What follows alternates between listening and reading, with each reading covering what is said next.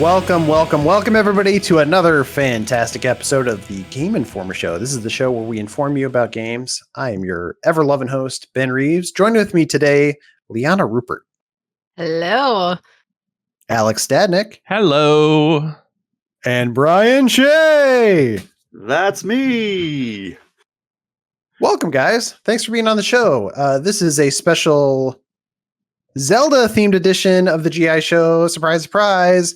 We are doing Zelda Week here at GI, and wanted to tie that in with, Game Informer. So we are. It's not because Zelda Skyward Sword HD is the only notable game out this week. Has nothing to do with that. Trust me. But hey, what a crazy coincidence, right? Yeah, what You are can't make this stuff up. Let's do it. Let's kick it off with our playlist like we always do. There's only one game I want to talk about today. That's The Legend of Zelda Skyward Sword HD. This is a re-release of the Wii era Zelda. I played it for review. Review is up on the site now if you want to read it. Spoiler, I gave it an 8. Alex, I know you've also been playing it a little bit. You helped do the video review, which is great if you want to watch that. Yes, sir. And I'm curious, just before we start, I know, Brian, you played it, the original. Liana, have you played the original as well? Played the original, but I have not checked the HD one yet. I'm excited to. Totally fair. Totally fair. What was everybody's opinion of that original game? I didn't like it. Between the motion controls, which I like motion controls for very short hit experiences like Wii Sports or WarioWare. I think that those are excellent applications of motion controls. But for longer form experiences like a Zelda, even minimally intrusive motion controls like you found in Mario Galaxy and Mario Galaxy 2, I am not a huge fan of those. But obviously in Zelda Skyward Sword, it's so much more prevalent, the motion control aspects of that. And then add that to the fact, or to the thing that, Ben, you rightfully called out in your review of Skyward Sword HD, that like the space in between the dungeons, as great as the dungeons are in that game, the space in between those dungeons is just, it can be so tedious and such a slog that I eventually just fell right off. I never beat the game. I barely made it a dent in the story. I feel like I mean, I don't know. I haven't looked up any guides or anything to see how many temples or anything there are, but like, I feel like the story went basically nowhere in the time, like the several hours I spent with it. Yeah, same. I mean, I can get into my opinions too of the HD one too, but I don't know, Liana, what was your opinion of the original game? That was a game that I wanted to like. I liked the concept of it. The story was very simplified, especially when you compare it to other Zeldas, but I thought it was enjoyable. But I'm with you about the controls. The controls completely ruined it for me. So when they started showing like the HD features and how they kind of were adding those quality of life improvements, I was like, okay, dope. Like I think this will actually get a much better reception now, because those controls were rough and they didn't make sense. It was just like there's no real purpose for this other than just kind of being a little bit gimmicky. I feel like the story was decent. I liked the relationship between Link and Zelda again, and I felt like seeing that in Skyward Sword was interesting. It's not my top, but I definitely understand why so many people did like it. But yeah, it was, mechanically speaking, definitely rough around the edges. Yeah, for sure. So, it's interesting to see this new one. And just full disclosure, Game Informer gave the original a 10 out of 10. Totally different reviewer, so this doesn't reflect his opinions on that. He really liked the game. That was his opinion. Great. I just remember when the game came out, I had a lot of the same thoughts that Brian did. And while I did finish it because I thought the dungeons were so awesome, I think they're some of the best dungeons in the series. I think it must have been a different team working on the dungeons as like everything else, because all the stuff between the dungeons just feels like the most boring, generic video game mission stuff you could do. It's like, hunt down these 5 things, do this stuff. Very linear, quite a bit of backtracking. So it's kind of a shame that stuff's in there. And I wish there was a way that they could have cut it out to streamline this experience and make this like the director's cut or whatever. So Ben, I know that we're going to get into the HD version itself, but speaking of the motion controls of Skyward Sword, I think I might have brought this up when Skyward Sword HD was originally announced, but in 2019 at E3, I actually sat down with Eiji Aonuma and talked about Link's Awakening, Breath of the Wild sequel. And one little question that I slipped in there was, is there any possibility for a Skyward Sword re-release or remake with no motion controls? And this is what his answer was. So you're saying control it all with buttons, and he like kind of like raised his voice, like, "Are you saying control it all with buttons?" Like kind of squinting, looking at me, and he goes, "That's a little hard. I think it might be close to impossible." So surely this must be a translation issue. Ask him to repeat the question. What So is basically, what you're saying is we have you to thank for the fact that we don't have motion controls now.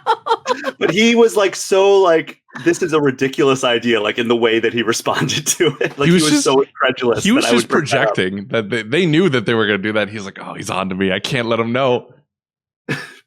Yeah. I kind of wonder when they would have started working on this project. Actually, well, the article itself, like 6 months ago, for all I know. I don't know. The article itself was published on June 12th, 2019. So June 13th, 2019 was actually when they started working on it. That's right. Quick, get Miyamoto on the phone. I got an idea. Are you sitting down? I've got a wallop of an answer. Yeah. Yes. To be fair, this game still has motion controls, so like it's not like they re-released it without them. Mm-hmm. But they just recently released the game with the option to play without them, which is basically the same thing, right? Yeah. So we've already talked a little bit about like our problems with motion controls to some degree. Like I have a problem with it not being as consistent as I want. You know, you go to make an attack and it feels like Link's sword is moving in different directions than you want it to. I feel like personally it works about 80 to 90% of the time, which is okay. You know, I prefer 100, obviously, but I don't feel like the enemies are that hard to defeat either way, even though there are some attacks you need to do in certain ways. If you finagle that controller around the room, you're eventually going to kill everything, right? So the game's not super hard. It's still a flaw in the game. We'll admit. And those controls with the Switch still work the same if you're doing the motion controls. Yeah, so Brian? That was actually a question I had about the motion controls themselves in this version is, you know, they released an all new peripheral basically for Skyward Sword on the Wii Motion Plus, and it like improved the accuracy of it. Do the Joy-Cons pick up as much of the intricacies of your movement as the Wii Motion Plus did? Yeah, because they have, I mean, that Wii Motion Plus technology, they shrinked it down, Brian. They shrinked it down and put it in the Joy-Cons. Technology only gets bigger over time, though. Usually, yeah. Usually that's why our cars just keep getting bigger and bigger. Yeah. Right? And our phones just keep getting bigger. That's right. That's why computers, they used to take up a full room. Now they take up a full house. But all LGB or like RGBs. Right. It controls basically the same. The motion controls feel like I remember the controls feeling, but now the controller's a little bit smaller. So I guess that's up to you. I didn't like holding the Joy-Con for long periods of time because it's weirdly small in my hand. Like baby hands. Sure. Like if you have weirdly small baby hands, maybe you're fine. Like literally a coffee mug is bigger than like almost bigger than my hand. And then we have Alex, who is the exact opposite. This is a normal Gatorade size bottle. That's a 32-ounce Gatorade. A giant, Gatorade. Yeah, yaoi hands. Great gags for the audio listeners. Yeah.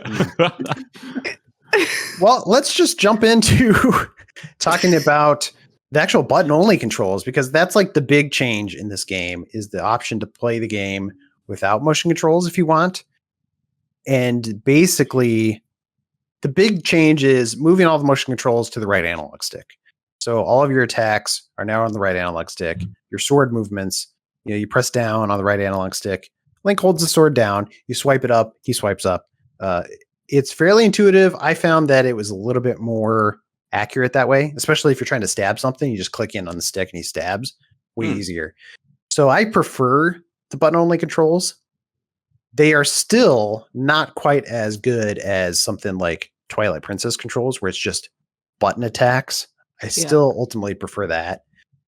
But it would have been, I'm sure, much harder for Nintendo to try to completely rewrite the system and give you button controls with the way that game works. Mm-hmm. That said, this is the better way to play Skyward Sword.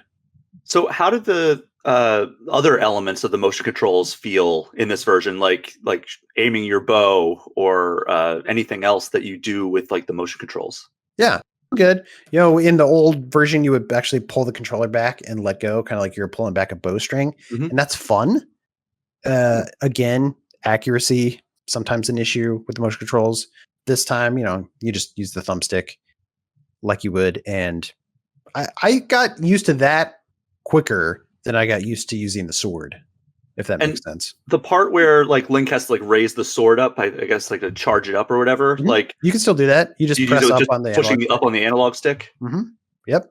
Interesting. And so he charges up his attack, and then you can do attack, and it's kind of a little bit of like a wind burst or something, light burst. Yeah, it works pretty well. Even like several hours in, I was still trying to get used to that though, because no other game plays like this. I know, Alex, this is your first time playing Skyward Sword, so I'm curious to hear your thoughts on this too. Oh yeah. Yeah. It's weird. We're just gonna call a spade on this one. When I first started this game up, and I was like learning the controls or whatever, and one of the first things in the tutorial is like hold left bumper and then to move the camera with right stick. I was like, okay, all right, this is what we're working with here. To back up what Ben said, I think you get used to it up to a certain point, but there's never a point where I was like, I need Elden Ring to play like this. Like, you know what I mean? Like I think it's serviceable, and I think it is a great step in. I guess I would rather have the controls this way than not have this game on Switch, because I do think there's some good value here and some interesting storytelling and whatnot. But it is never something that I'm like, this is how fantasy games and sword games need to be from here on out. That being said, I like those controls much better than the motion controls. I tried with the Joy-Cons, already outlined it. I got giant paws. Didn't feel good to me. I'm over the Wii days where I'm just waggling, you know? I don't need to waggle anymore, especially in front of other people. It's just not what I need to be doing. Sure. I honestly wish the Switch OLED model or whatever, like if they do another iteration of the Switch beyond that, I wish they would make the Joy-Cons like a little bit bigger. Yeah. Just because like they are so like I never use the Joy-Cons unless I'm playing in handheld mode, because the Pro controller just feels so much better in my hands. Yeah. My baby hands finally have a purpose. Sorry. Finally. Dang it. Why wasn't I born smaller? For real. Yo, that's real. I feel like those Switch controllers, they just need like a little bit more of a grip around the side, a little bit of bubble on the edge. And like, even if they just released a new version of those Joy-Cons with the bubble, I don't know what else to call it, on the back, I think you could still slide the Switch in and out just fine. But then it'd be more comfortable to play personally. There's some good third-party options for that, but I think we're getting away from Skyward Sword a little bit here. No, the themed bubbles. Back on track. There you go. Can they add Bluetooth? Yeah, that's right. Yeah, they weirdly did, but not the Switch. A couple other things to highlight. If you are a fan of Skyward Sword, or you skipped out on Skyward Sword early like Brian, and like, hey, should I come back and play this version? There's a couple of other Nintendo's call them quality of life improvements, stuff like you can skip through dialogue a little bit faster, skip cutscenes altogether. There's a new autosave feature, which is pretty nice. God. Yeah, very nice. The weird quirk that the original game had of every time you would start it and you would pick up a rupee, it would tell you what that rupee was. Like that. It was so weird. I don't know why Nintendo had that in the original game. They got rid of that, so you don't have to like read the dialogue box for every item you pick up. Thank God. So dumb. I literally can't even imagine that. Yeah. It was such a weird choice, because it had to have been a choice, right? Yeah. Like an accessibility thing, or figuring kids would just like forget what this is. Maybe, I don't know. But I don't know. So that's gone. All that stuff, great little tiny improvements, but those are all still little tiny improvements. And did you try the fast travel with the amiibo? Amiibo? Yeah, that's nice. Okay. That's also a nice little improvement. For sure. I always wish that it had like more fast travel, like the original. I was like, man, like, because you said, you have to go back a lot. It's like, just let me go. You have to travel basically. If you don't have an amiibo, you have to travel back to one of those bird statues. Yeah, but I feel like, at least in the HD version, I can't speak to the original one, I feel like they've been pretty plentiful, and I haven't had too much of an issue. I haven't had too many times where I was like, man, I wish I could fast travel out of here. And I'm about 15 hours in, so which I know that's not even halfway yet in that game, but it hasn't been, because when that news popped up, I was like, ugh, like gating fast travel, like that seems really gross, and it still is not great, but I don't not play this because of that. I think there's enough of a give in the bird statues to make it a worthwhile experience. Yeah, for sure. Yeah, and so all those little improvements are great and they're welcome changes. They're just little changes, right? They're little nice little upgrades that are great, but the overall structure of the game remains the same where there's kind of like big bloated chunks in the middle. It's a very slow start to a game, which is kind of a bummer. So it's definitely a flawed Zelda game, but if you have not played this game or you skipped out on it and you're a Zelda fan like Brian here, this might be the time to come back. So once if you know, like, okay, I'm gonna have to put up with a little bit of jank here, or not even jank, that's the wrong word, a little bit of like junky quest design in the middle chapters. I think it's worth it because when you get to the dungeons, that game just sings. Yeah. If you were to score the original game, what would you have given it? Oh man, I don't even know how. Like that was 10 years ago. Yeah, good question. I'm curious, but I saw that we gave it a 10. And I think IGN gave it a 10 too. Mm-hmm. Yeah. Oh, there's some big fans of that game. And they'll probably stand by the score. That's great. I know Andy McNamara was arguing with our editor, Phil Kohler, back then about it, but neither here nor there. If you want to look up that audio, go for it. We're talking about the HD release, and this game's good. Yeah, good for a lot of reasons. This dungeon design, I talk about it in my review. You can read about it. There's dungeons where you're exploring underground water caverns, and you're swinging over caverns like Indiana Jones, and you're rolling on giant boulders across lava fields.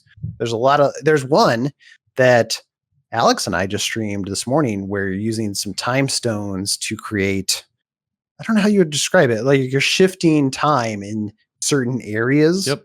And solving a lot of puzzles by like shifting the area back and forth between different time periods. Yeah. That's really neat. Because that's just the ending of Doctor Strange. All right. Oh, that's right. I was just watching Doctor Strange. Yeah, Ben, we just streamed the movie. What are you talking about? Yeah, now we're banned from Twitch. Thanks a lot, guys. There goes that DMA. Never mind. DMCA. Anyways, DMA is a whole different thing. Yeah, I think first timers, I think this is a good experience. I'm really liking, as a Zelda fan, not a complete Zelda fan like we talked about on stream. Ocarina is still my white whale. But I think if you're interested in the lore, the anything about this game, I think it is a worthwhile experience in it as a first timer. Obviously $60 is $60, and you are getting a flawed game, but like it's a 40-hour experience, and I really am enjoying it from even with its quirks. It has that Zelda magic that I think is cliche at this point, but it's cliche for a reason in how it just draws you in. It's intriguing to me that this is canonically the first Zelda game. It's before the Triforce, I think. It's before the Master Sword. I haven't beat it yet, obviously, so I don't know what transpires through that, but I think having that perspective alone is interesting. Or if you don't care about it, there's just such a whimsy to it that before Ganon. Yeah. Mm-hmm. So I'm really enjoying it, and I think if you're on the fence about it, especially because July is pretty barren for games, I think there's a worse way to spend 40 hours. I think that I'm definitely going to pick it up, and I'm going to give it the old college second try, I guess, because like I really do want to play. Like there are a few like glaring like blind spots in my Zelda love. As much as it's my favorite series, there are a few glaring blind spots, like Skyward Sword, Majora's Mask, and the Oracle games. And it's like, if I can get those, then I'll feel like a much more well-rounded Zelda fan. Yeah. You'll finally be a complete person. Yes, exactly. We've been asking for a long time, Shea. Final pieces of my soul. Yeah. I do think this being on Switch also helps that too, in those sections, right, that are just bloat, and get these 3 generators. Like I feel like the Switch helps with that, because you just throw it in handheld, turn on Modern Family or whatever you're watching, like, grind through it, and then, and then you'll be at the dungeons where you can throw it back on the TV or start to really pay attention. So not here to mansplain how do you play your games. It's not what I'm here for, but just giving loving tips, Yeah. That's actually and the music's a really still good idea. The music is very good because it's a Zelda game. Mm-hmm. It's also and it's a Nintendo game. Yeah. I'm curious to hear people, and Ben, I think you pointed out on the stream, but I'm curious to hear people who played Breath of the Wild first, who would come back to this game, because there is DNA of Breath of the Wild in this that you could not see just played Breath of the Wild, but only played Breath of the Wild. Like that's their only Zelda game. Yeah. I really want to know like those people who like I was introduced to the series with Breath of the Wild, and now I'm going to go back and see what Skyward Sword has to show. Yeah. So if you're in the emails, definitely hit us up with that. But I think Van Aken is in that category. I'll have to check with him. But so I'm curious to hear what people think in that category. For sure. Yeah. Liana, you think you're going to play this one again? Yeah, I'll probably play it. I feel like that's a good pooping game. How long are you sitting on the toilet? Jesus. There are some times, we've all been there, where you can't feel your legs after a certain point. Yeah, I mean, sometimes you just got to start your day out right. You got to army crawl out of there. We've been there. No, I'm excited. I want to see it because I feel like I liked it a lot more than the people than some people that were really opposed to it. Just because I'm used to, I grew up with Bethesda games, so I'm kind of used to janky, broken control sometimes. But yeah, I'm interested in the quality of life because I can't listen to some of that dialogue again. Some of it's really, especially with the quest, it's very tedious. I just get me back to the story. Yeah, the nice thing is if you have already played the game and you don't care about the story, or just don't care about the story in general, it's easier to skip through that. You can skip cutscenes, as I said, skip through the dialogue more quickly, and kind of get to the chase. And Fee, your little companion, offers more hints now or more tips on where to go. So if you ever feel like, I skipped something, missed something in the story, I don't know where I'm supposed to go now. First of all, it's not that hard to figure out. But secondly, Fee's always there to point you in the right direction. So that is totally an optional way to play as well. Cool. There you go. Review, like I said, it's on site if you want to read the full thing. Tell me how bad I am as a writer. Totally up to you. I'm not going to tell you what to do. Someone already, like we said, the stream is also archived, or should be archived now. Yep. And we might stream some more this Friday. So if it's Friday when you're listening to this, hop on and say hi. Check twitch.tv/Game Informer. That's right. Yeah, someone already commented on the video review how bad I was at the combat. And it's well, oh, I'm still getting through it. So joke's on you, I guess. Now, are we talking Tony Hawk bad or just... No, nothing will be as bad as that. And also that pushed me to be better. And now I'm better at that game. So just give me my shot. Now you're a pro skater in real life. For real. Yeah. The new Tony Hawk, in fact. Yeah. Beautiful. All right. Do you guys want to play a game? Always. Unless it's a Saw thing. Can you inform us about this game? Okay. If you'll look under your chair, you'll see a picture of your loved one. Oh crap! I should have asked holding first. Hostage. Wait, it's a picture of you under my chair. How does this work? Aww. I said a loved one. That's right. Let's see. This is a little segment we like to call Market Price. I have collected marketing slogans for various Zelda games. So throughout the years, I looked at old magazine ads and watched a few old TV commercials, and I pulled the slogan or part of the ad for a specific Zelda game, different Zelda games, and I want you to guess what game this is from based on the ad. Ooh, I love this. Does that make sense? Yeah. Yes. Okay. All right. We'll start off easy. Set sail for a vast adventure. Wind Waker. Yeah, my favorite one. Do we also should we say our name first, or yeah, how do we want to buzz in? Yeah, say your name. Okay. Brian, Wind Waker. I already said it. Is that your final answer? Yeah. She didn't say your name, Alex. Oh, damn it. She's got me. No, it's Wind Waker HD, so that's probably doesn't matter. It's basically the same thing, right? Yeah, fair. Okay. Live the adventure of being small. Liana, Link to the Past. Incorrect. News. Womp, womp. Ryan, Minish Cap. That's right. Ooh, Zelda that's good. Minish Cap. Oh, we're going against the master, though. Give me a Mass Effect one. I'll redeem myself. Oh yeah, we'll come back for the Mass Effect one, but it's like There's there's only only four four options. games. Yeah. Yeah. Let's see. Not as good as the original trilogy, but playable. Womp, womp. I don't know. That's how they marketed Mass Effect Andromeda. No wonder it didn't do as well. Yeah. It's fine. All right, you guys ready? Ready. I think this is another easy one. 72 hours, one hope. Brian, Alex. Majora's Mask. That's right. This isn't fun. Shea, we lost you. Can't hear you. You may want to restart your computer. Keep going. All right, here we go.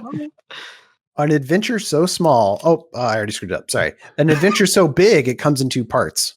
Forget the small part. Brian, Oracle of Ages, Oracle of Seasons. That's right. I couldn't think of I knew it, but I couldn't think of the name of it. I was like, crap. What is it? Panic. I think these are going to get a little bit trickier, but good luck. It's the game that's already a legend. Alex? Brian, Legend of Ocarina Zelda? of Time HD or 3D? I'm sorry you were talking over each other. Brian, go first. Who go first? Legend. You go. Brian can go first. Ocarina of Time 3D. Incorrect. Alex. Liana, Four Swords Adventures. Incorrect. I've said my name. Legend of Zelda. Original.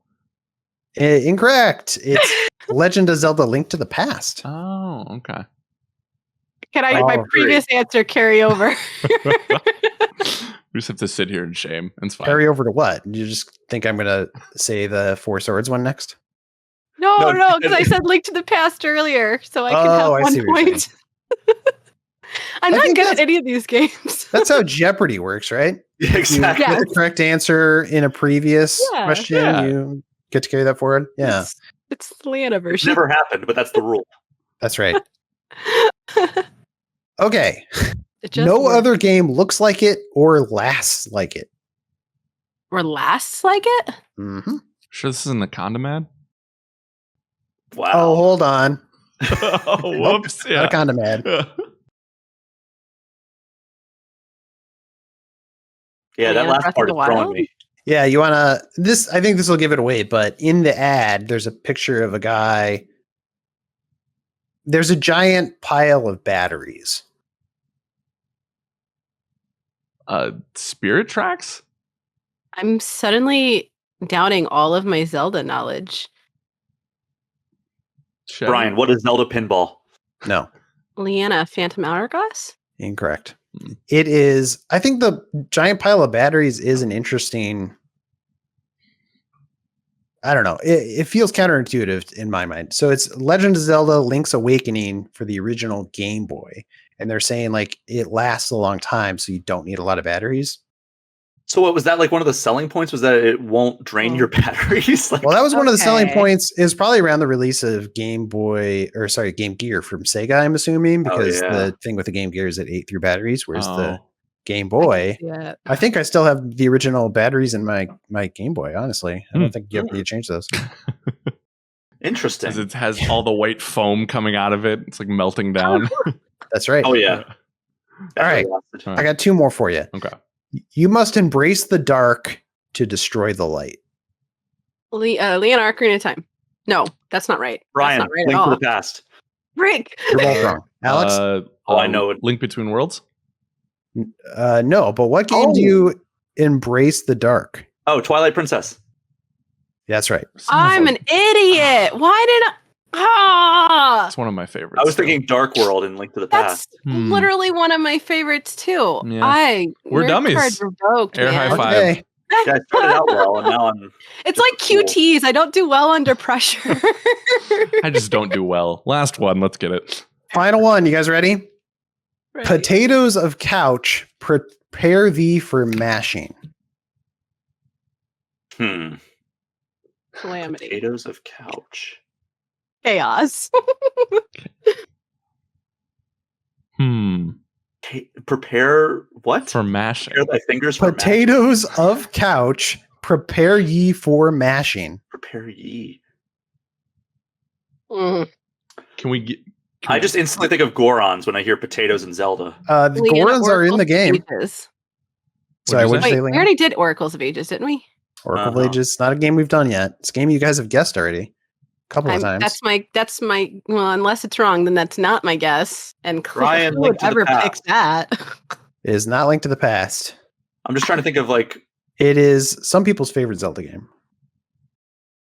Brian, Ocarina of Time. It's Ocarina of Time. See the carryover rule though. That's again. the most 90s That's right. That's why advertising I think I've heard. That's why I guessed A Link to the Past, because it was so 90s. I was like, that has to be like early 90s. Yeah. it was late 90s, turns out. Potatoes of couch prepare ye for mashing. How stupid. If they don't have really floor on names, they're bad. You That know is the so bad. copywriter, like that was their last choice, and someone at Nintendo's like, brilliant, this is the one. Like really? Somebody was like, what is this game? I don't know. Looks like medieval or something. All right. They ate potatoes back then. Ancient Eat English potatoes. speak. Let's go for it. I mean, it's a riff Miyamoto on said like Miyamoto said he would quit if you didn't choose that marketing. you're also like making fun of your audience, right? You're calling them couch potatoes. Yeah. Oh Anyway. yeah, I feel So like that's wonderful. 90s marketing in a nutshell. Though, you guys remember the Quiznos commercials? No. Oh, those classic video game commercials. It's like the cracked out hamster. He's like, "'Cause it was good to us." Oh yeah. Oh, Quiznos God. started memes. I'm like pretty sure they're the father of memes. And now they're dust for the most part. And now they're Who done. goes and gets Quiznos? Not me. I know of one Quiznos location that is still open on the planet. I haven't looked it up, but I know of one. Right next to the Blockbuster in Oregon. Fun They have fact: I used to Pepper work Bar. at a Quiznos.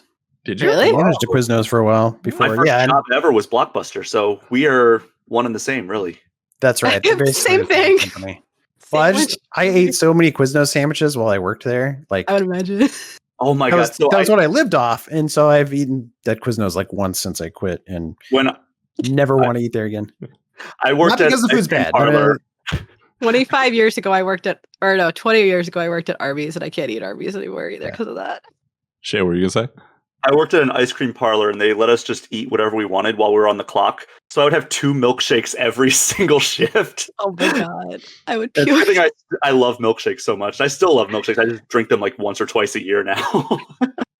Good thing you're Wow. not Yeah, like lactose intolerant. I was only sustainable when I was a teenager. If I'm doing it when I'm 34, I'm not. I weigh 200 pounds more.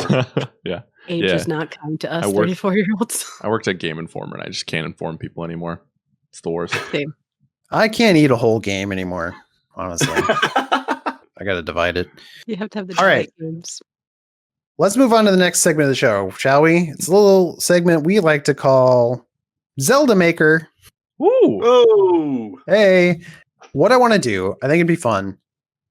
We all have, the games in your back pocket that you're like, I wish they'd make this game. We all are a little bit of a backseat game developers, right? So what I would love to do is like, what is your dream Zelda project? And can we, as a team, come up with the perfect pitch for like the perfect Zelda game that Nintendo should make next? all right. Zelda. You have Play 15 Power. minutes. Perfect. Dig on this. Okay. You know roguelikes. You know them. You love them. I rogue don't like. He's got serious face on too. Like, y'all listen up. Y'all about about to this. learn. Every Zelda game takes place in a distinct era with a distinct cast of characters based on the same archetype. So you have Zelda, you have Link, you often have Ganon.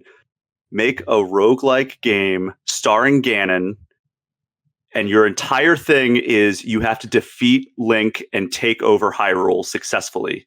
Every time you lose, the game changes art style and it changes gameplay style. So you might start out in an NES era, top down, and then you lose, it goes to SNES style, and then you lose again, it goes to a 3D game, and then it goes again, and every time you're defeated, you start over until you finally win, and it's different art style, different gameplay styles, and you have to ultimately defeat Link and take over Hyrule Castle and Hyrule as a whole.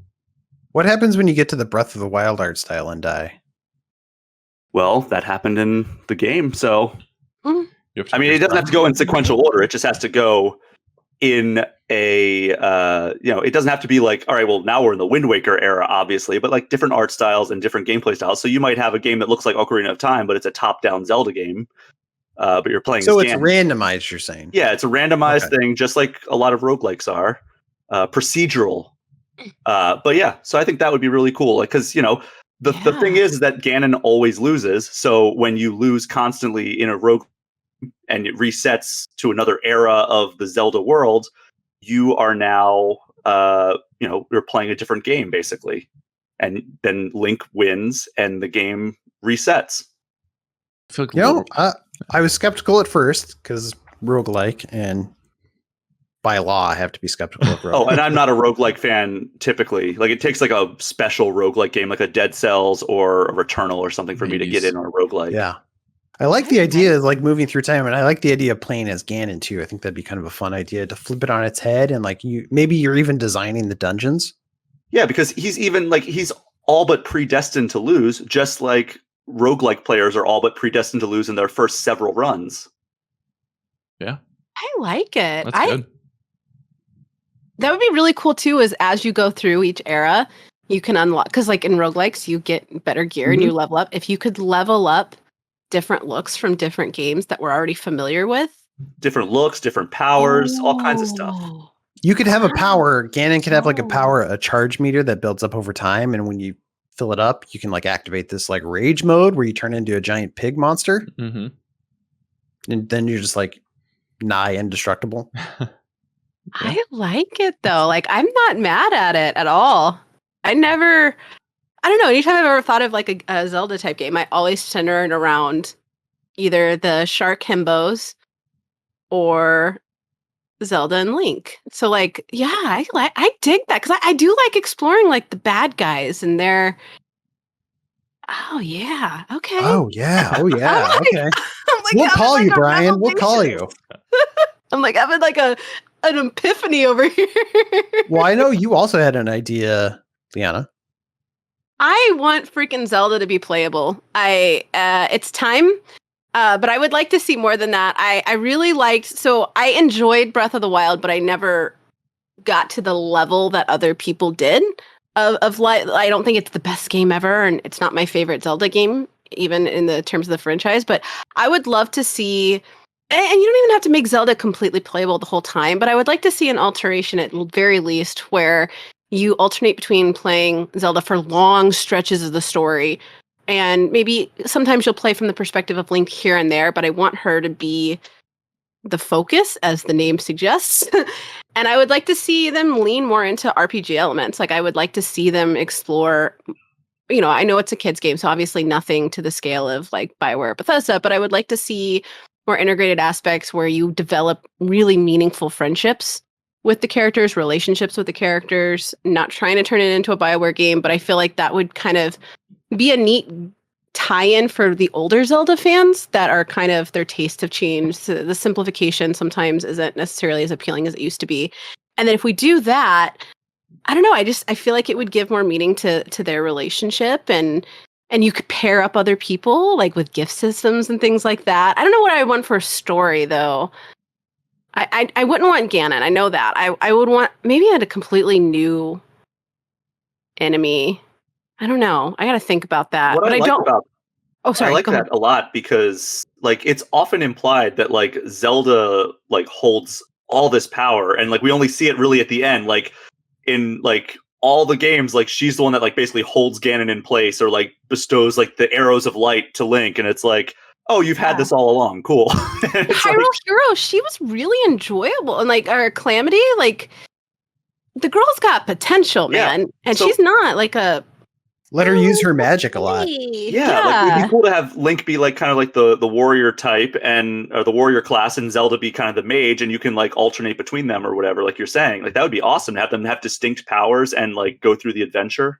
So would this be a co-op like game then? Enchanter, where she's like a combat mage, like heavy combat mage. Like, oh, you think I'm just gonna set you on fire?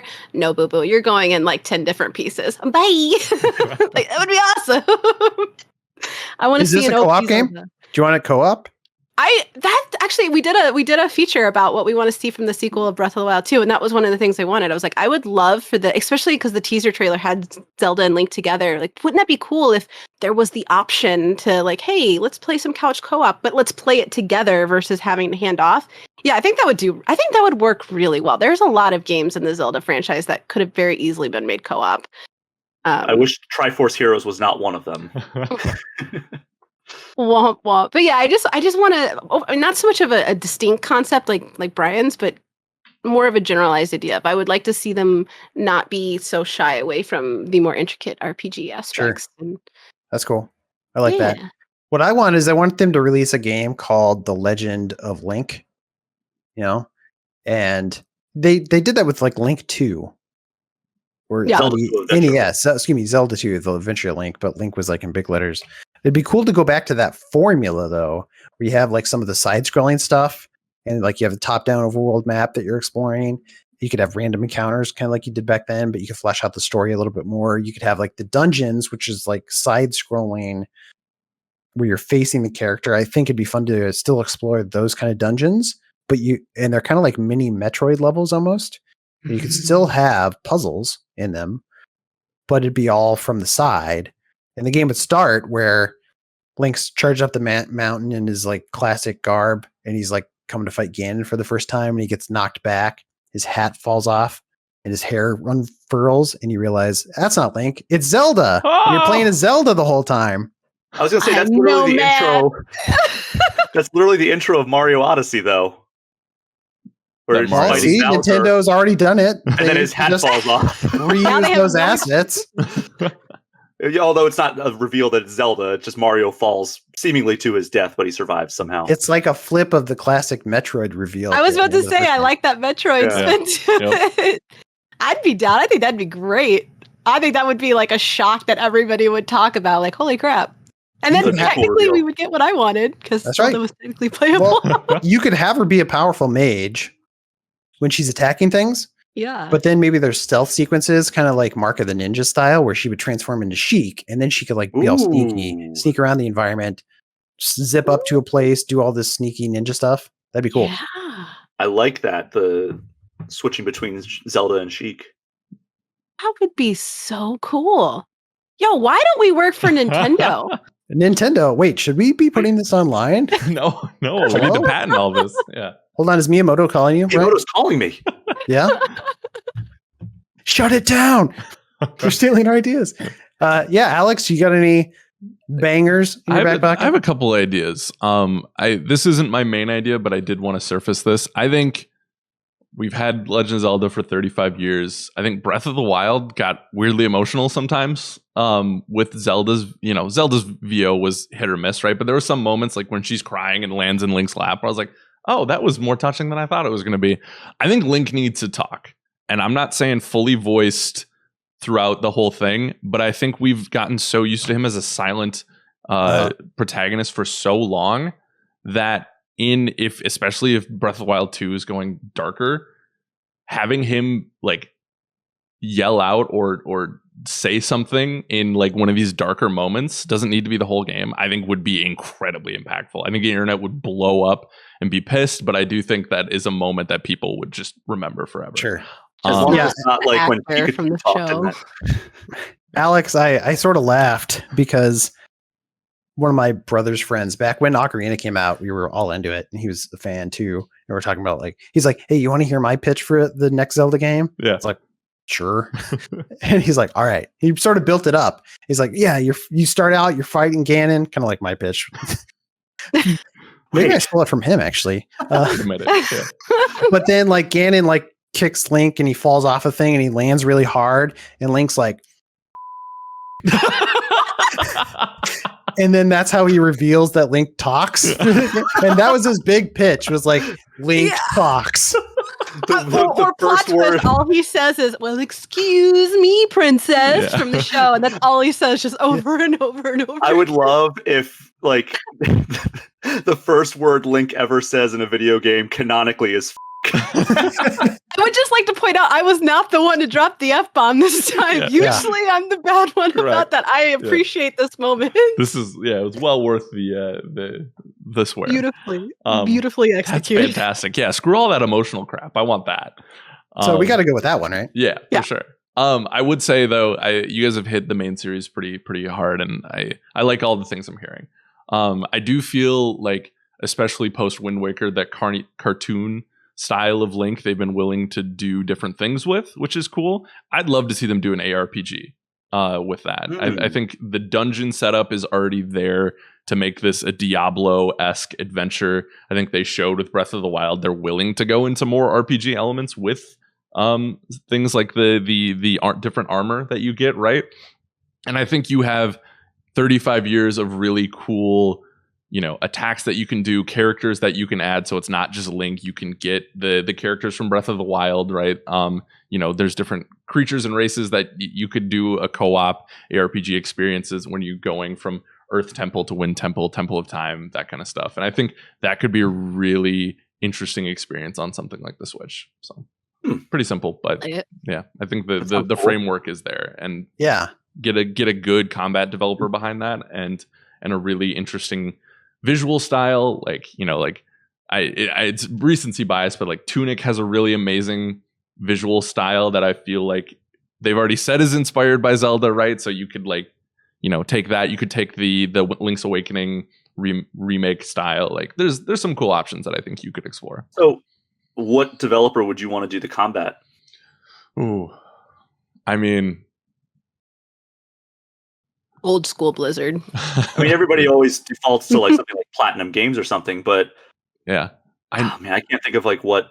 I mean, I think Nintendo bring back Wind Waker style combat. Because I think Wind Waker probably has my favorite combat of all the entire series as far as 3D. Literally games. my favorite game. Honestly, I know this isn't a roguelike. This isn't what I'm saying, but the Hades developer Supergiant could be pretty amazing with that. And they like doing different, very different stuff with their games, right? Like bring those guys on, get that combat team in there, and let's have some fun, shall we? That'd be really good. Yeah, I love that idea. I have one more actually. It's called Super Zelda 3D All Stars, where it's Ocarina of Time, Majora's Mask, and Wind Waker, and Twilight Princess on Switch. Now, what a concept! He's crazy. Just a collection. Now he's talking nonsense.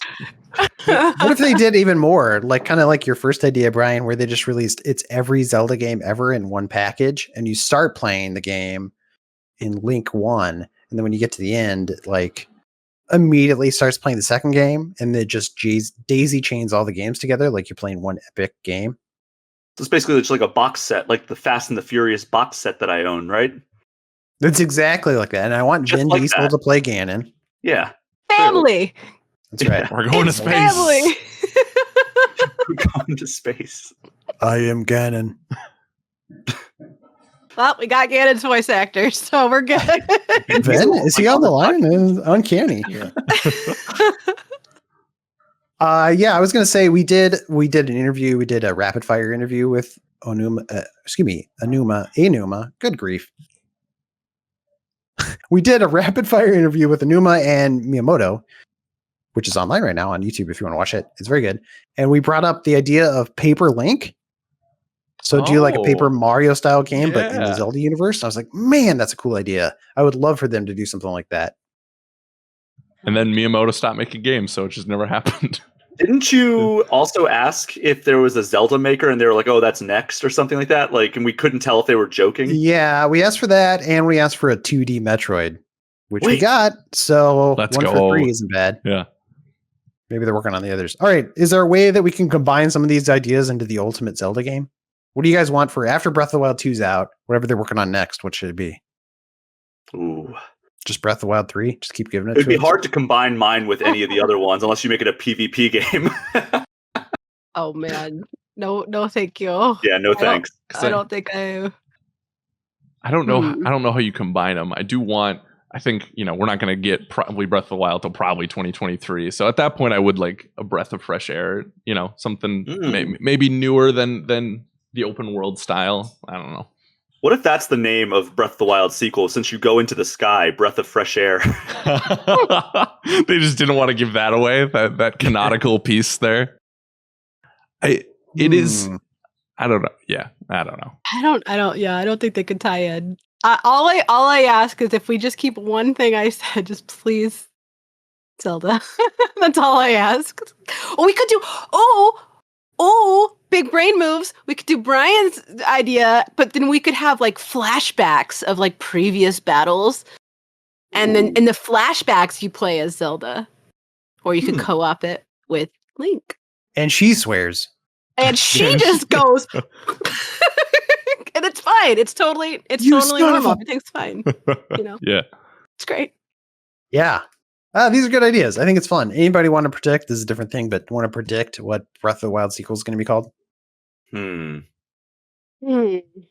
Breath of the Wild. They are leaning into the Skyward Sword stuff because we talked about it on stream. There's shot for shot things that they've shown in that trailer that are very reminiscent of Skyward Sword. So it's like, are they going to go back to that first?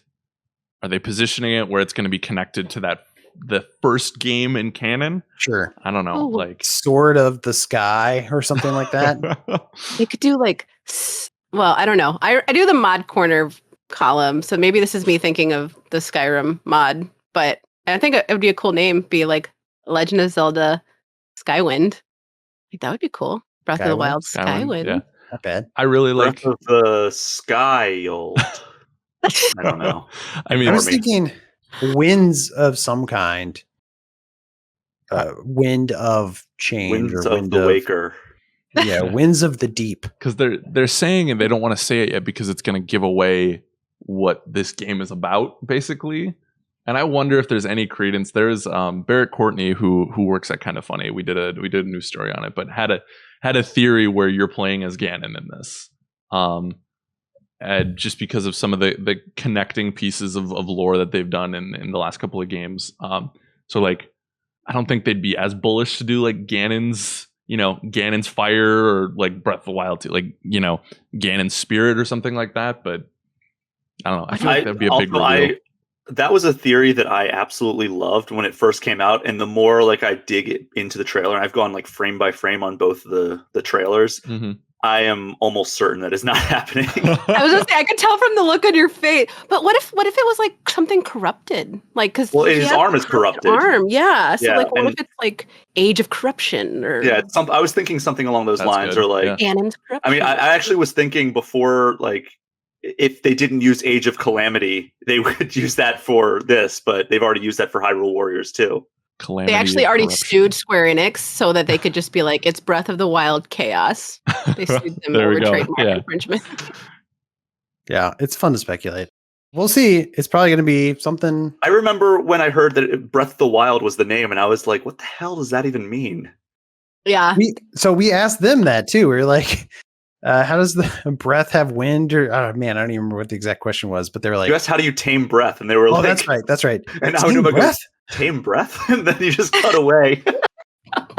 It's like even he was like, what? That makes no sense. Hold on. Who named this game? All right. Well, that does it for this segment of the show. How you guys feeling? Should we take a break and then come back for some emails? Let's take a quick break. Let's do it. Let's do it. We'll be right back, everybody.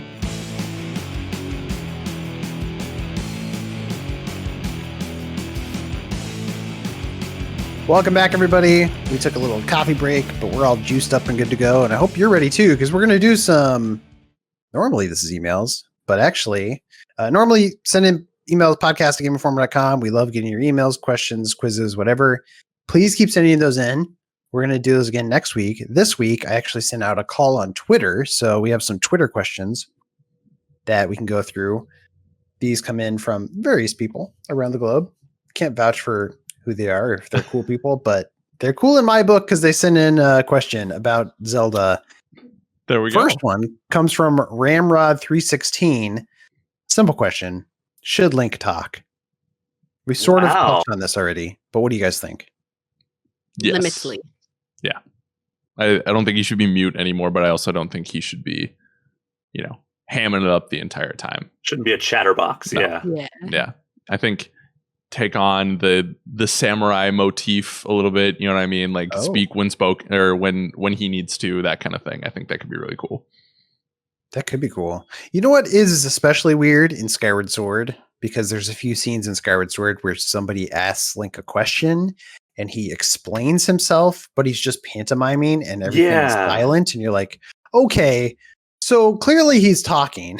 But we just can't hear him now. Like that's how you went to like work around that issue, and that was lame. I will also say that just make him talk. Like this is true in Breath of the Wild in particular. Like when you have like those memories that you find where like Zelda is just like talking and talking and talking Link's ear off, and Link's just sitting there looking dumbfounded, like, oh, I don't know what to say because he doesn't talk.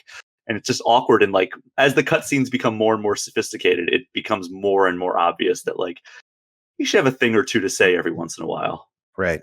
He's a wise like man. The F-bomb. Like just the F-bomb. Exactly. Yeah. And like I get why he didn't in the first place, right? Because of the technical limitations and whatnot. And then, giving a voice to an iconic character is a daunting task, but I feel like in 2021 and beyond, it's time for something like that. Just have Charles Martinet do it. Zelda! Yeah. Mario's every basically other Nintendo character. Yeah, Mario should basically talk now too, right? He half does, but it's always just like, woohoo! That's right. Nobody knows what Mario's voice sounds like. Yeah, exactly. Not even Mario. Okay, next question comes from the Tom Kershaw writes in and says, which Zelda game would you like to see given the remake treatment on Nintendo Switch? And what visual style would you like to go with? For example, I'd love to see a Link to the Past remade in the HD 2D style similar to Octopath Traveler. Oh, okay.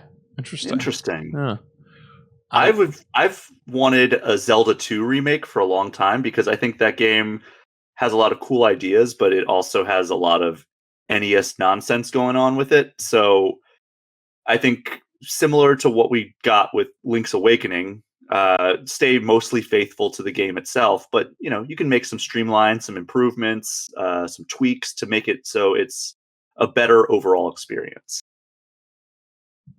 For sure. Sounds great. Yeah. Mine's pretty simple. Link, I agree with Link to the Past, but I want it in the Link's Awakening style. I absolutely adored the child's play box aesthetic of Link's Awakening, and I think they could do some really interesting stuff with arguably one of the best, if not the best, Zelda games. Now, here's a counter to that. Oh. We already have Link to the Past on Switch through the Super Nintendo Nintendo Switch Online catalog. What about Link Between Worlds, which is not on Switch, in the Link's Awakening style? I'm all in on that too. Link Between Worlds is so good. And it's so good, and I hate that it's relegated to a now outdated platform. Yeah, I was gonna say I feel like it's almost underrated now because it's stuck on the 3DS, and I think it came out pretty much in the peak/heyday of the 3DS, right? Or was it coming towards the end? It's not the same as Return situation where no one played it type of thing. But yeah, I mean that would be freaking fantastic too. I would love that as well. Yeah. Yeah, those are great points. I was going, you remember Link's Awakening, the trailer they put out with the opening animated cinematic, the cartoon stuff? And we all thought oh, holy crap, is that going to be what the game looks like? Oh, for a while, I was that's what I want a Zelda game to look like. It's almost, it's a little bit Wind Waker-y. It's like cartoon, cell shaded, almost anime a little bit. Yeah. But I would love. There's something about that old. It almost had kind of like an 80s cartoon kind of look to it, which I liked. Yeah. So I would love that visual style. And then let's remake the Oracle games because those games are. Those need We're good for the day, and I think they're hard to go back to now. Just they're fairly limited because they were Game Boy games. Yeah. And but I think there's a lot of good meat on that bone that they could refine and polish up, and it'd be fun to play today. Cool. Yeah. I want to see Ocarina of Time in Breath of the Wild scope. I want to. That story was so messed up looking back. When I was a kid playing it, I was like, oh, this is weird. But that was the extent of my reaction. And then as I got older, I was like, wait, that's actually really messed up. And so to be able to take on to that dark of a storyline in a completely open world, I think would just make it more realistic in terms of the threat of danger. And could you imagine? God, that would be so good. Right? It just would be terrifying. And pair it with Majora's Mask. Yeah. I thought of ways they could modernize Ocarina of Time.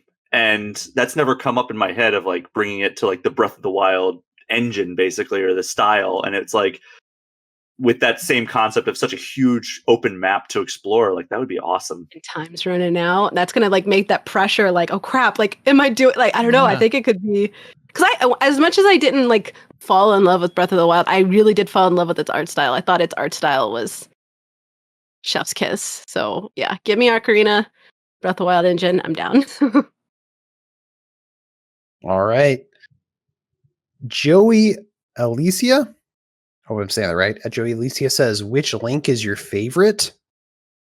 You can include the Link from the animated series if you want. Nobody should. Wind Waker. Wind Waker's a really good one just because he's adorable. He's got a great look to him. Part of that is like the art style, though, right? And he looks so fed up. Like he's got like the coffee, like before I've had my Monday morning coffee face, where like there's a scene where Zelda's like talking to him, and he's just like, "I get it, Zelda. You stop talking." Yeah, it's just great. He's so expressive. He also has one of the most badass moments in the 35 years of the series, like bar none. So that's a really good one. For sure. Maybe adult Link in Ocarina of Time. Not a bad choice. I like the Twilight Princess Link as well, which is, comes across as almost the same kind of like same look of Link, but like I don't know. I remember thinking like as a kid at least, like adult Link in Ocarina of Time looked so badass, and I was like, that's like, especially after you're playing the first third of the game as a little kid, and it's like, when he pulls the sword out of the Temple of Time, it's like, oh my god, look at him now. Yeah, I would agree with that. Give me adult Link from Smash Bros. Melee. Try to come near me with my up B and my arrows. It's just not going to happen. Just not. Sorry. You had that like at the ready, like, yeah. I'm about to trounce all y'all. That's the best Link, because then they do weird stuff to him in Brawl and Ultimate. And I don't like him as much, but in Melee, just spam that up B and piss off all your friends. It's great. Love it. All right. Hat X Slambright X writes in and says, I want to know why I can't touch the Master Sword just because I'm evil. Says it's 2021. Culture is progressing. We deserve an ultimate weapon that isn't alignment phobic. Ganon for president. I don't know what's going on with this guy. Like you did get this on Twitter. Yeah, that makes sense. Yeah. Sounds like a Darth response. Yeah, is this just the internet come to life? I think so. We're finally one with the internet culture. It's great. That's right. Why can't you touch the Master Sword? I don't know, man. Well, you see, it's the blade of evil's bane, so it would be counterintuitive to have that name and then have them be able to just move on. Sorry. Actually, yeah, that was good. That was good. Good point. Yeah. All right. At Glasses Gamers says, which Zelda would you recommend as a starting point for people new to the series? God, that's so hard in 2021 because, like, I would be like, oh, well, Link to the Past or Ocarina of Time are like high watermarks for the series, but like going back to them as somebody who has no nostalgia for them in 2021 might be really tricky. If you have a Wii U, I would say Wind Waker HD is a really good game that alleviated a lot of the nonsense of the Triforce hunt of the original version. But it might just be Breath of the Wild. It might be like the obvious choice of Breath of the Wild if you want to do like a 3D one. Breath of the Wild probably is the easy one for people new to the series. I think, I don't know. I don't want to sell Link to the Past short, though. I think it still holds up. And if you have like the online Switch, it's basically free. Yep.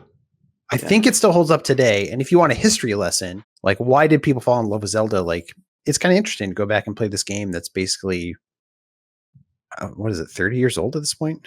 Yeah. And 35, right? Or 30? 30, 35? 30. It's old. It's old. It's as old as we are. I know this will upset the purists, but if you play it on Nintendo Switch Online and you don't want to deal with like the somewhat long checkpoints from Link to the Past, you can use save states if you know like a boss battle's about to happen. How dare you, Shea? Exactly, yeah. Oh! I'm just saying, if you want to get into it, play a game and not have to be like, backtrack a whole lot like that game makes you do sometimes. Yeah. That's an option. Don't yell at me, please. Shenanigans. Shenanigans. Trademark. Yeah. I think if you want a modernized 2D adventure, you go Link's Awakening. I think that's pretty it's bizarre. The remake. Right? Yeah. The remake. Dude, I liked the Game Boy version. It is not a 2021 game. You have to be in menus like 60% of that game, and God, it's a lot. Yikes. It's amazing what adding 2 buttons to a game will do. It is wild, friends. But yeah, I you had to do something crazy to save that game. You had to like press A, B, select and start or something. You had to press a ton of buttons to pull up the save menu. Which wasn't that how you deleted your save in Pokemon as well? Or am I making that up? Anyways, we're getting off track here. But yeah, I think that's a good 2D point to start at. You get modern conventions with it, but then you also get a really kooky and whimsical story. But I think Shea has it with Breath of the Wild. If these games were more easily accessible, like to just play them, then Wind Waker for sure. Like Twilight Princess, those are great, but it's just hard to get right now. I think you can get a Wii U for super cheap nowadays. Really? Because I feel like everything in our medium is just becoming more expensive and everyone's hoarding them and selling them away. But I'll have to check out the Wii U. I don't know. I haven't looked at the Wii U going rates in many years. Yeah. So I just assume that nobody wants their Wii U. Fair. That's fair. Yeah. That's fair. I still have mine. I'm dedicated. I never had one. I'm a defender of the Wii U as like a library of games, but yeah, like that was not a mainstream success by any stretch of the imagination. Huge. That's why when the Switch was first announced, people didn't think it was going to be good either. Like, oh yeah, third-party support. We heard that one before. I don't know. I want to see. I guess I like Souls games, so I like challenge. So I would say if you're just starting out, don't do any research into the games and start out with Ocarina of Time. Good luck. On the 3DS, or like, would you say go to like N64? I would. That's a good point. If you can get because that's where N64 is when I first played it. I think if you can get the. No. Yeah. I don't know. That Water Temple though, the 3DS version gives you a little bit of help. I hate water temples too. Those 3DS version came out 2011, I think. It was launch window with 3DS, so 2010 or 2011, one of those two. Yeah, I guess 3DS because I mean, if it's your first one, 3DS. I'll give you the handicap. Also, it has really great visual upgrades, which I wish that like if whatever. Oh, it's 2011, by the way. Whatever version of Ocarina of Time eventually comes to Switch, because I mean, I think it would be weird if it never came to Switch. Whatever version eventually comes, I hope it has those similar visual upgrades, because like the difference is night and day. Like, when you look at screenshots side by side. All the polygons. Think of the polygons, Brian. Think of the polygons. Okay. I don't know why I did that. Sorry. I'm going to say, final question. Friend of the show, Imran Khan, writes in. Hey! Which Zelda would win in a fight? So Zelda like the herself. Character Zelda? Which I think we're all fans of. It's I mean, she was pretty damn powerful in Breath of the Wild. Like, she was containing Calamity Ganon to Hyrule Castle by herself for 100 years. Sure. I was even going to say Ocarina of Time. Didn't she have like magical powers and stuff? Or am I conflating this with something else? I mean, she was a kid in Wind Waker, even though I liked her design and look. She can transform her physical form, like with Sheik, and with in Wind Waker, she also does it. I'm gonna cheat and say Hyrule Warriors because she actually. Well, yeah, because she kicks a lot of ass in that game. Does fight in that game, but isn't most of that game just about how she can't do it? What is it? I didn't get that. Most of the game, the story of that game is like, I can't do it. Father. The story part, yeah. I was like, her actual combat was really satisfying, though. I thought, or maybe I think I might just be a Zelda stan. I think that game tainted me on her because she was kind of a whiner in that game. That's valid. I'm gonna go with Ocarina, but you guys can do you and say if you bring Sheik into the equation, it might be Ocarina. Or should we just say Smash Brothers? I wasn't going to retread that joke. It's too soon for a callback. That's fair. That's fair. We'll just pretend I said Super Smash Brothers instead of. That's right. Perfect. That way, in sync, we got this. Perfect. All right. That does it for this round of community questions. If you want to send in a question next week, please do. podcast@gameinformer.com. Doesn't have to revolve around a theme. We will take anything. Challenge us on that. Literally anything. Yeah. But yeah, we love questions. We love games. What are you playing over the summer? We want to hear about it. So please do. That brings us to the next segment of the show, a little segment we like to call Ultimate Game Rankings. Oh, Lord. You guys remember this? We haven't done this in a while. You trickster. That's right. We are putting together the ultimate list of every character in a video game ever made. We have it on the website right now, Game Informer's Ultimate Character Rankings. From 1 to right now, we have 69. It's a very nice number, right? Nice. 69 characters on this list, starting with Arthur Morgan. Yeah. Number 1 in my book, right? Yeah. And number 69 is Silver the Hedgehog. Boo. I don't know if that's appropriate or not. But there you have it. We're going to add a few more, though. because we got a list in from Ronaldo Chavez. Hope I'm pronouncing that right. Wrote in what a weird coincidence, Zelda themed ranking. Oh. So we already have a few Zelda characters on here. We have Zelda herself at number 22. And I believe we have Ganon at number 17. Strong showing. Yep. Let's see if any of these characters can take them over. Oh, don't we have one more? Hold on. We do have Tingle. I forgot about him. And Navi, right? The goat. Oh, right. Navi. Yeah, Navi's at 66. Tingle's somewhere in there. Tingle's 46. Yeah. Okay. Low regardless. Showings. Yeah. Go read the list online if you want to see the full ranking. First character on this list. Midna. From Twilight Sword. I'm a Midna simp. I'm not going to lie. Exactly. Yeah, what do you guys like about her? She's just amazing. She's adorable. She's precious. Protect her with your life. And then her final true form, Twi Midna. I just love that whole race. Like, give me more. Give me more. she fit the world so well because they were going for that darker take. I remember her just fitting very well as the guide for Wolf Link, and then the she had a lot of attitude. Yeah. You know what? Too. I say 23. Sandwich her right in between Charizard and Pikachu / Princess Peach, which for some reason are tied for 24. Sure. But you got to split up the Pokemon. Brian's not messing around. He wants to jump right to the ranking. Yeah. Dang. But I do agree. Split up the Pokemon. She looks cool. Like you mentioned earlier, her new form, her secondary form was cool, but her original form too, like, was a little bit cute, as Liana was saying. And she had that like one sharp tooth, which is kind of funny. Chibi. Just want to stick her in my pocket, protect her from the world. But then she'd fight back against that. You know what I mean? She was sassy and she had that spunk. Yeah, she was tough. Yeah. So you're saying the new 23? Is that what you said, Brian? Break up or 24 actually. Put her below 23. So below Charizard, above Pikachu / Princess Peach. Oh, the new 24. I see what you're saying. Sorry. So that's only 2 below Zelda, which I think she should go below Zelda personally. I would say 25 under before Chibi, but under Pikachu and Princess Peach. I think those are 2 of the most iconic characters in games, right? So you guys think she's better than Alex Vance? Oh, I keep from Half-Life. See, this is why I'm not good with these because you start talking about that because I don't think Cassandra's should be that low. Yeah, I don't think Sam Fisher should be that low.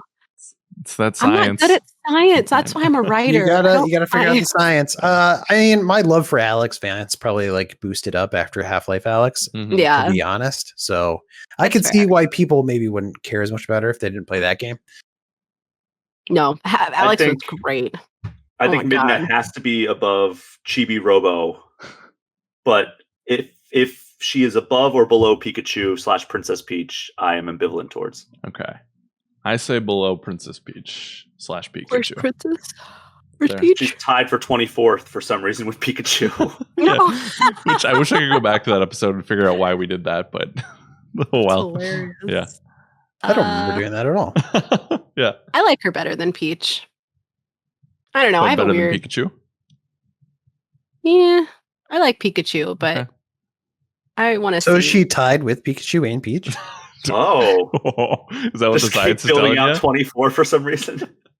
Just the catch-all? Yeah.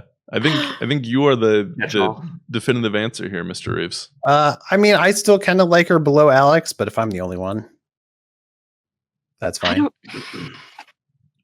Yeah, because I don't see why Chibi Robo is above Alex. I think that's a Jeff Cork grandfathering. Yep. Chibi Robo is so cute and adorable, man. Yeah. All right, it seems like she's number 24, right? Sounds good. Let's do it. So above Pikachu and Peach. Well, I was thinking tied with her. Oh, we're tying it up. Okay, sure. Why not? If that's it's what a three-way. If that's what the science is telling you, I can't fight it.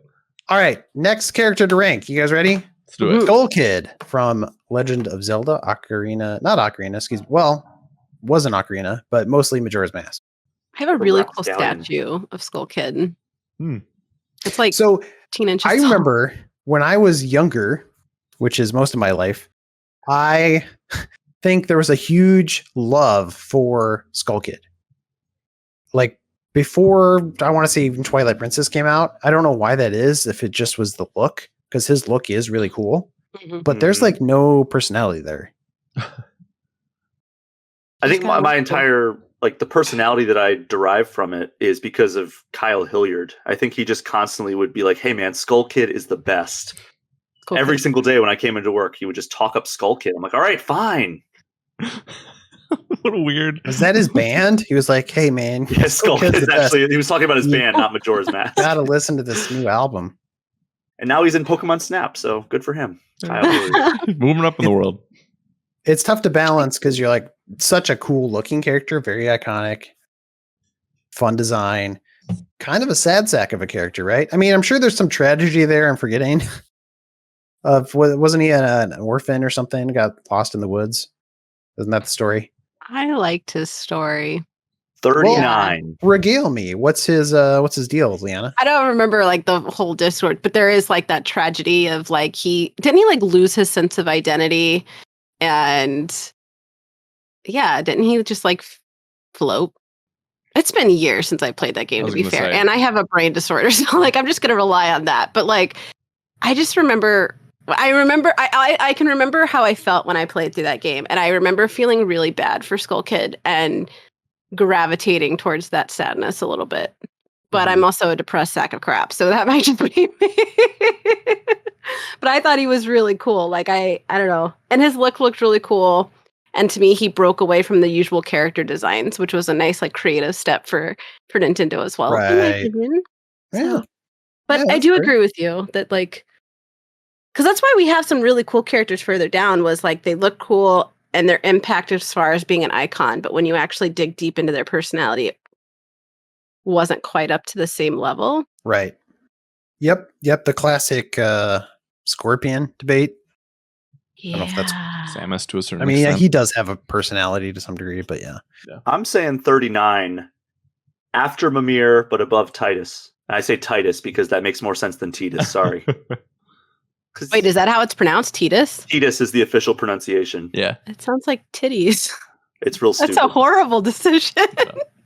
I have to abstain because I like I said earlier, I have not played Majora's Mask, so I know nothing about this character other than he looks dope. So really dope. Crash Bandicoot's at 40. I can see putting him above Crash. He's got a better design. And he was mischievous. Like, I don't know. How could you not like a mischievous character? He's like a trickster. I don't know. But do you really got one above Titus? You're right. That name does sound gross. Titas. Titas. Do you want him? You really? Because I thought you really liked Final Fantasy X. I do. I'm just trying to be impartial. Okay. Oh, wow. I don't know. What do you think? I will fight for Auron, but Titus, we can let him sink a little. Even though I like him more than most people, I feel like. Auron, more like one Auron. That's good. Liana, above or below Titus? Above, just because his name is stupid. Okay. That's how the science works. Titus. And finally, you guys ready for the last character here? Let's do it. Last character we're going to rank. From the Legend of Zelda series, Link. There it is. Link himself. I'm wondering. Wow. How are we going to do this? Long. That's a hard one because as we talked about earlier, dude doesn't talk. No, he does not. It is, if you talk about iconic characters in gaming, he is up there near the top, right? Definitely. I would argue he's more iconic than Arthur. Well, I mean, he is more iconic than Arthur. But we also know. Well, I'm just saying, games in general. You got like what Mario, and then what Link's probably like right under there. I would argue Pikachu is more iconic than Mario these days. Oh, fair, spicy. Sure, yeah. But we don't have to just consider iconic status. Obviously, personality, look, influence, all those factor in. I would say the new 7 bump Samus down. You guys jumping right to the numbers. What do you guys like about Link first?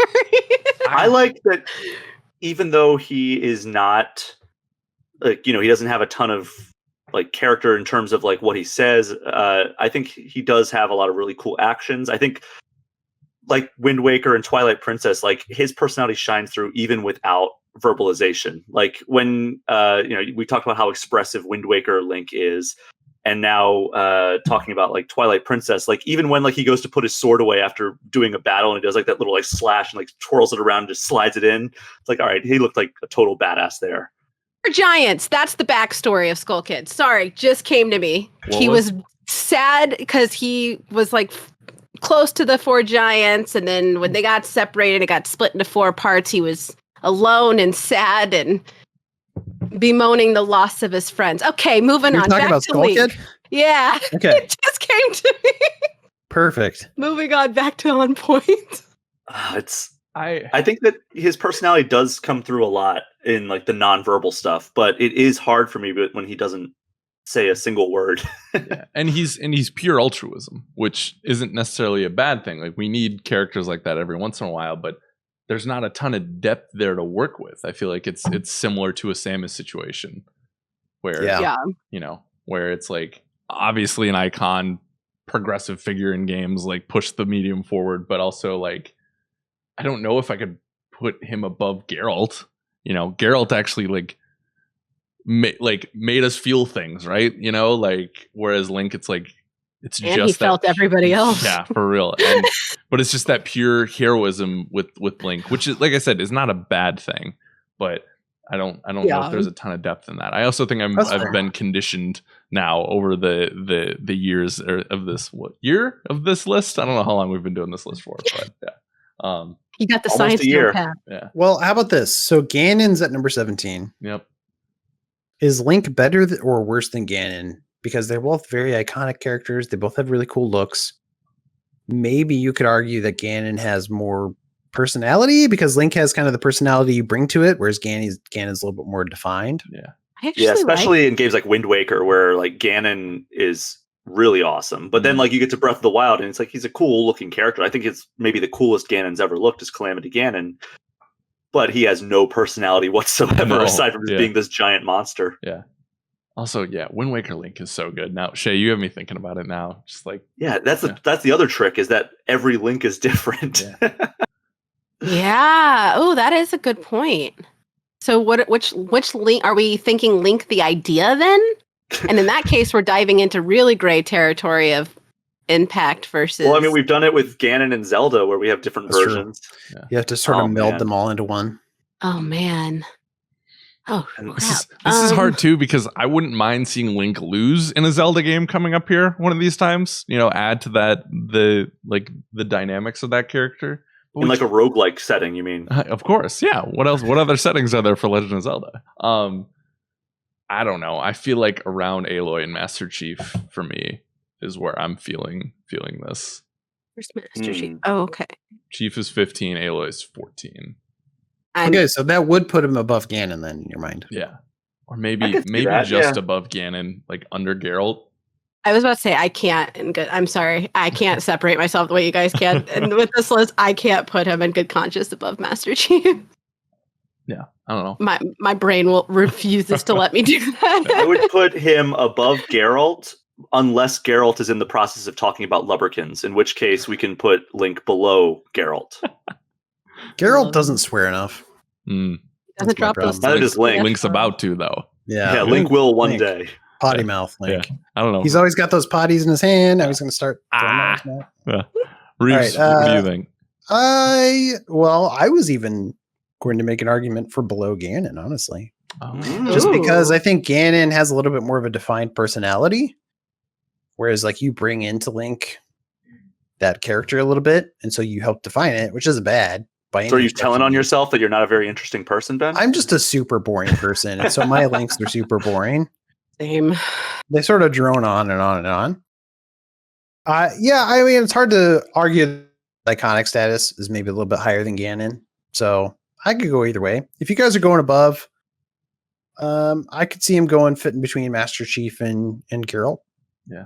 That's I think where I would put him. I say under Geralt over Ganon. That's my choice. That's what the science is telling me. I could live with that as well. Okay, Liana? good. Please, because I'm with Alex. Okay. Please don't make me put him above Master Chief.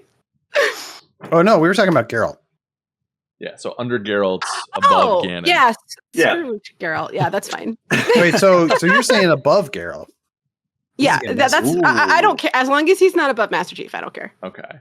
I will bow to your guys' expertise in the science. I like him above Geralt. I can see that.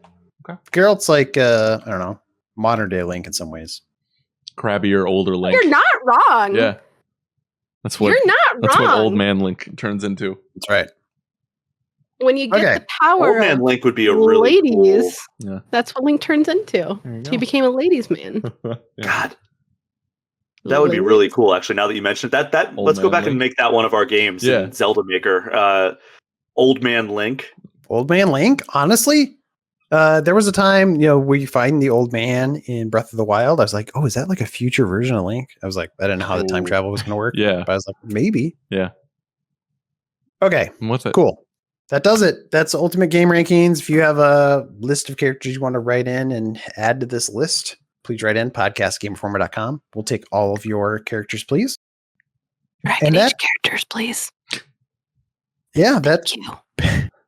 Ignore the whispering voice in your ear, please. That does it for this episode of the show. Basically, we have one more segment we like to do. That's a segment we like to call Get Wrecked, where we recommend all the good, juicy content you can find online or in the magazine. Liana, want to kick it off? Got you. And I'm switching it because we talked a lot about Master Chief. If you're interested in Halo and it impacted you the way it impacted myself and Monsieur Alex Stadnik, the co-creator of the original Alex, my father? He's a co-creator, Joe actually. Stadnik. That's right. Yeah. One of the two primary architects. Beautiful. That worked really well. He just shared a video about prototype weapons that almost made it to the final cut of the original game but never made it. And one of them is a machine gun, which absolutely explains how we got Jotun and Destiny 2, because it's basically just a microwave gun. And I thought that was really cool. If you're a big Halo fan or play Destiny at all, it's kind of a nice little tie-in, and that's up under the site as well. Okay, great. There you go. Now I'm just picturing my father talking about me in that way. It's like, yeah, we were going to include normal feet, but I didn't want him to eclipse my athletic ability. So my Get Wrecked, I'm going to change it up. I'm here. I talk about videos all the time. Video this, motion picture that, blah, blah, blah. Sick of it. Done with it. Because we're going to talk about the written word. And I think Mr. Dan Tack had a very interesting article about how Monster Hunter Stories 2 is the Pokemon game we deserve, which, being a big Pokemon myself, and I've beat Sword and Shield both. I've beat the DLC at this point. I'm looking for another monster creature collector, and he made a really good point why this could be a good one and actually challenges you, unlike some of the stuff in Sword and Shield. So go check that out. I think it is called Why Monster Hunter Stories 2 is the Pokemon game we deserve. I think that's the headline he landed on. So go check it out. It's very, very good. Right, Shea? What you got, Shea? Yeah, there we go. I was waiting to be called on. I'm a good student. Yeah. So we've been talking a lot about Zelda. And if you want to talk more about Zelda and learn, why are we talking so much about Zelda? My favorite thing is everybody has like a reason that the Zelda franchise is special to them. And speaking of Dan Tack, he talked to all of the editors and compiled our favorite Zelda memories and moments. And now they are on the website, GameInformer.com, under a headline, Our Favorite Zelda Moments and Memories. So yeah, you can go read why, these games hold such a special place in all of our hearts. And I think that it's a nice reminder of the personal touches that these games have for all of us, and the things that stick out to us in particular from all these games that we've played. Choices. Awesome. Yeah, I was going to highlight that as well. We're doing Zelda Week, just as a reminder. So go to GameInformer.com/Zelda Week to check out all that content. My review will be up on there and our stream. But if you want some older Zelda content, Brian, you a while ago wrote a list. We were just talking about this before the show. List of the best Ganon rankings from Legends of Zelda. And as we mentioned, there's so many versions of these characters. So if you want to see a definitive ranking of Ganon and his various incarnations, go check that out. The best Ganon rankings. Number 2, the Ganon from Ocarina of Time. Pretty good one. If you want to know what number 1 is, you'll have to go online and find out. Oh. I know what it is. Don't spoil it, dude. I'm going to say it. No, get us out of your bed. No, Quick. No. Bleep him out, Alex. Everything I've said during this podcast? Yeah, that's right. The whole thing. The whole thing. Except when I said Oh, damn it. I didn't have a single note for this section, and then you just had to throw one in there. Didn't we have this discussion? You know what? No, I'm going to leave it. And then when you get in trouble, Reiner's going to come down and be like, well, I can't handle this man's, We only have 3 bleeps per episode. Yeah, it's an allotment every week. We have to ask for more from budget. It's a whole thing. Well, while we go ask for budget, I don't know. Go play some Zelda games. That does it for this episode of the show. Thank you for liking or watching even. And let's fumble our way out of here. Please subscribe to the magazine. Yada, yada, yada. Game on.